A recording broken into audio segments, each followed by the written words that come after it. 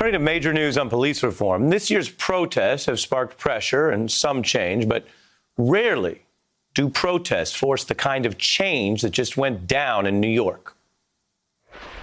After growing calls for his resignation, Rochester's police chief and several high-ranking officers suddenly stepped down. It appears the multiple resignations caught Rochester leaders off guard. I am confirming that Chief Laurent Singletary today announced his retirement, along with Commando Morbido. A police chief out, along with the command staff. This is sweeping change that didn't come days or weeks after a controversial police incident, and it didn't come after pressure from the top, like the mayor. No, this sweeping change was driven by two key factors: a damning video of police and protests. Activists mounting a relentless presence here in Rochester, you can see. Hundreds taking to the street night after night. The pressure ranged from marches and demonstrations of strength to also presentations by smaller groups during the day demanding justice for a new case where police responded to a mental health distress call by restraining and killing Daniel Prude, an unarmed black man. How many more brothers got to die for society to understand that this needs to stop? Daniel deserves justice.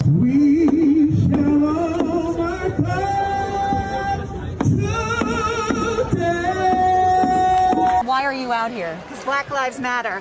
End of story. Or beginning of story, because these protests have been keeping up the pressure, moving the public. The mayor and the state attorney general has now paneled a grand jury to investigate this incident. So that's the pressure.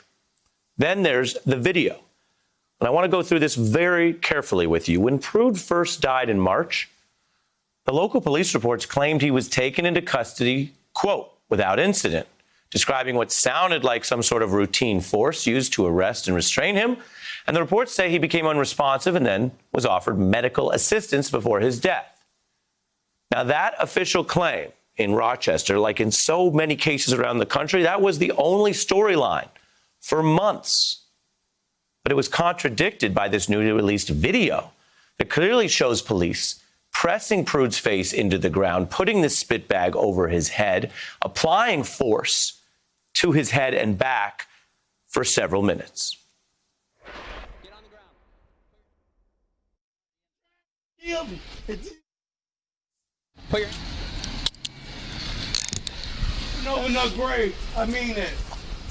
God bless y'all. Give me that gun. You're not sit me. down. All right. Take me. No, I got I it. mean, I'm already in it. drag me, kill me. It's easy to That's just a small excerpt, but everyone there in Rochester, everyone who watches the news can see what really happened. Now, police kept that video secret for months, the city hiding police's involvement in Prude's death, despite the medical examiner ruling that death a homicide. So even as this is a new story because of the video, the city always had this evidence in what was declared a homicide. So just think about what that means. The police there, the government, the mayor, they all had access to this evidence and either didn't do anything about it or completely avoided seeing it. Everything that's happening now, what I just showed you with the resignations, the street pressure, it's all based on this old secret evidence that finally went public. And the mayor there says the police chief kept her in the dark. If that's true, that's bad for the police chief, but it's also bad for the mayor. The buck stops with her, and her team has a duty to oversee the police and review this kind of evidence. I also want to be very clear today about what I knew about Mr. Prude's death and when I knew it. Chief Singletary never informed me of the actions of his officers to forcibly restrain Mr. Prude. The city also defends itself by blaming other New York authorities for allegedly preventing the video's release. But that doesn't even address the mayor's failure to privately look at that video. This is way broader than one city in New York State.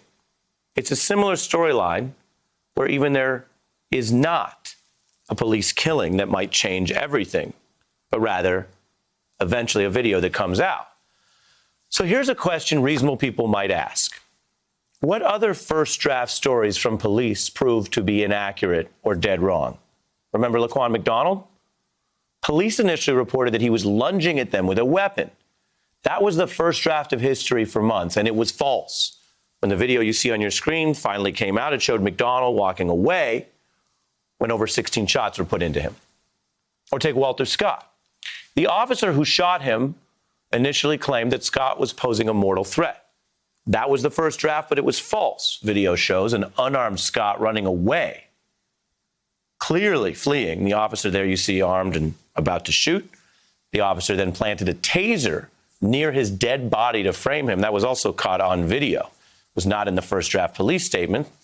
That officer ultimately got 20 years for murder. False first drafts do not just arise in these shooting cases.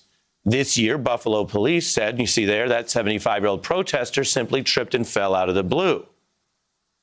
But he was actually shoved by police and then spent a month in the hospital recovering from a brain injury and fractured skull. Now, why am I bringing this all up right now? There are parallels here to the Prude case because of misleading information from police and real questions of why a call for help turns violent, especially since it was Prude's own brother who called the police that ended up killing him. Those that I need to understand that I placed a phone call for my brother to get help, not for my brother to get lynched. Now, when I say got lynched, that was a full-fledged, ongoing murder, cold-blooded, none other than cold-blooded murder. Prude made that fateful call, the brother you just heard from, because he was in a situation that he didn't think he could solve himself. His own brother acting very erratically, struggling with mental health. And Prude believed police would still help them. Just like a Utah mother who called police in an incident this week because she said her 13-year-old autistic son was having a mental crisis. Police ended up shooting the unarmed child as he ran away. He's now in serious condition with injuries to his intestines, bladder, shoulder, and ankles. You know, on the long list of police problems, which America's been discussing, this is a large one. About 1 in 4 people killed in police custody have evidence of mental illness. And people who do not get treatment are 7 times more likely to be killed by police interactions. Those are facts about police using force against individuals who really need doctors or treatment more than any punishment. And that's especially true in the case of unarmed individuals who, yes, may look erratic or unpredictable, may need to be restrained in some way, but are medically a greater danger to themselves than others. And these problems are compounded by inequities in healthcare and race in the United States. Black Americans have less access to quality mental health treatment, which brings us all the way back to the system. The incident in Rochester that led to actual change, to multiple police leadership resigning, it starts with what those officers did.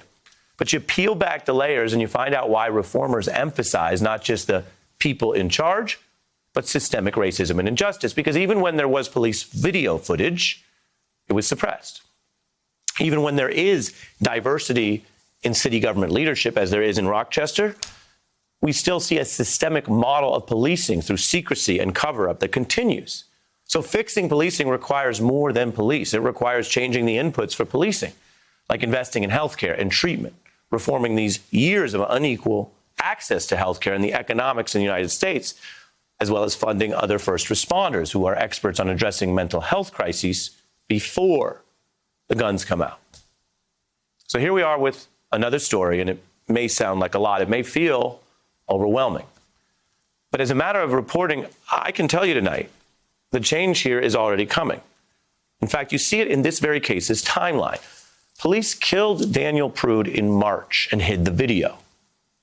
And it could have been one of those many stories where that false first draft is the only draft of history.